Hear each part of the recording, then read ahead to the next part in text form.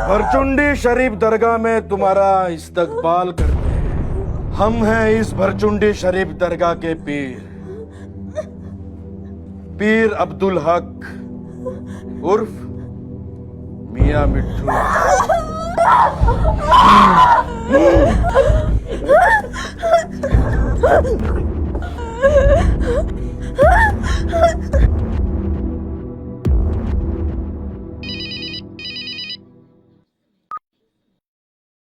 Hello. Hello, Nandlal मियाँ। जी, मैं भरचुंडी शरीफ दरगाह से बोल रहा हूँ। मियाँ मिट्टू का बेटा असलम। मियां मिट्ठू? तुम्हारी बेटी हमारे पास है, उसने इस्लाम कबूल कर लिया है। भगवान के लिए हमारे ऊपर ऐसा जुल्म मत कीजिए। अरे हम तो जीते जी मर जाएंगे।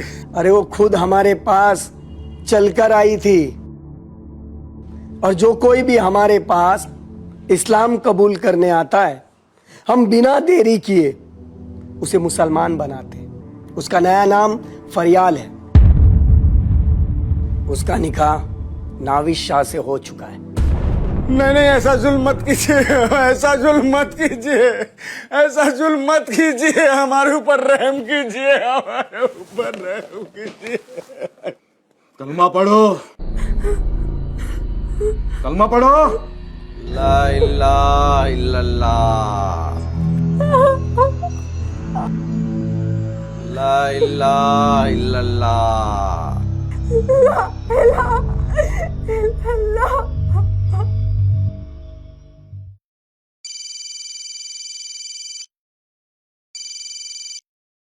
हेलो। हमारी बेटी को मियां मिट्टू के गुंडे अगवा कर ले गए, आज अगवा कर ले गए। क्या? ये जी, हम अगवा का केस करेंगे। आप तुरंत थाने पहुंचिए, मैं भी वहां जल्द ही पहुंचता हूं। पुलिस थाने में हम हिंदुओं की कहां सुनी जाती है राज। जिया जी, आप फिक्र ना करें, आप सिर्फ एफआईआर करवाइए, मैं आ रहा हूं। मुबारक हो, तुमने इस्लाम कबूल किया है। तुम्हारा निकाह हो चुका है, और ये तुम्हारा निकाह नामा, और ये तुम्हारा शौहर नाविद शाह। चलो निकले यहाँ से। जनाब रहम कीजिए, जनाब मेरी बच्ची चलो निकलो। वापस करवा दीजिए जनाब। सर, क्या चल रहा है यहाँ?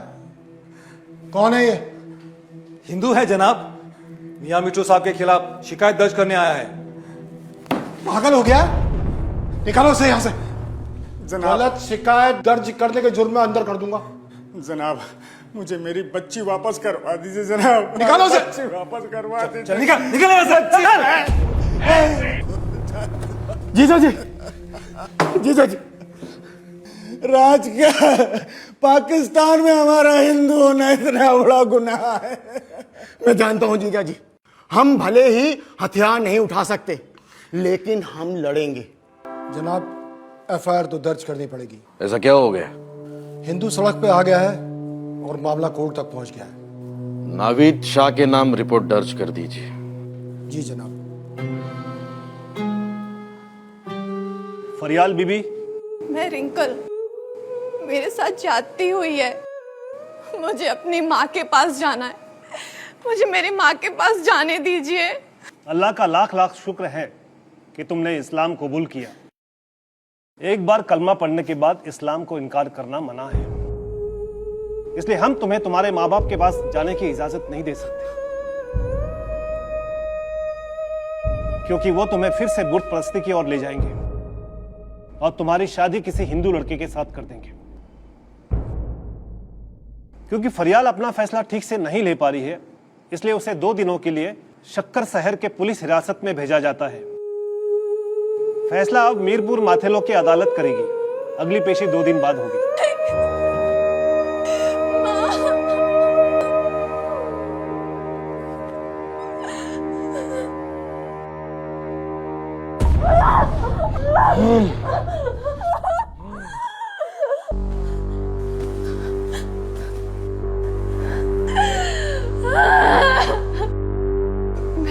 घर जाना चाहती हूँ।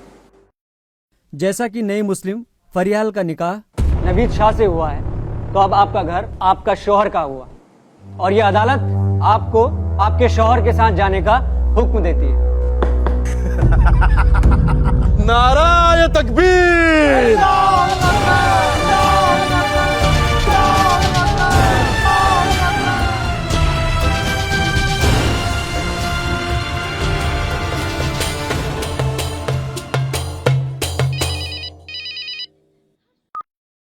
बोलो राज।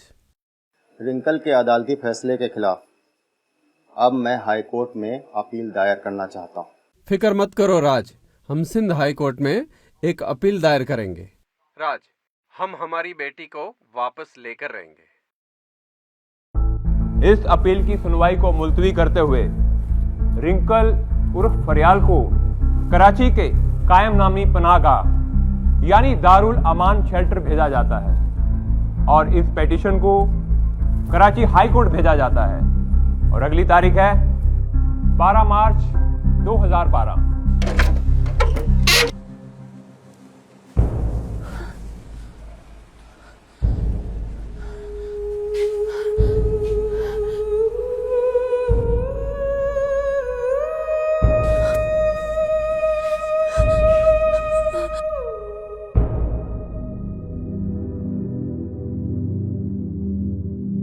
ना जाने रिंकल जैसी कितनी हिंदू लड़कियों की पुकार को पाकिस्तान की अदालतों और पनाहगाहों की चार दीवारी में दफना दिया जाता है, लेकिन रिंकल की आवाज पहुंची पाकिस्तान के सुप्रीम कोर्ट तक। रिंकल उर्फ फरियाल का बयान अकेले में लिया जाएगा क्योंकि यह बहुत ही संगीन मामला है, इसीलिए इस अदालती कमरे को खाली किया जाए।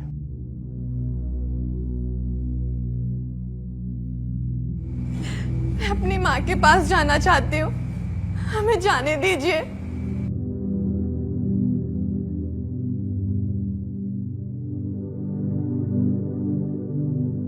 रिंकल उर्फ नई मुस्लिम फरियाल की दिमागी हालत ठीक नहीं है।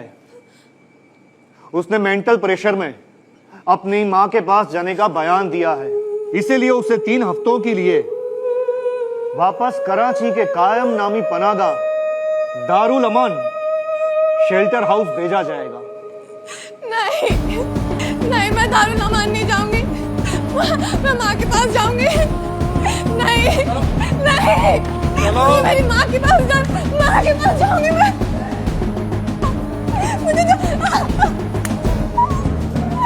नहीं, मुझे दारुल अमान नहीं जाना।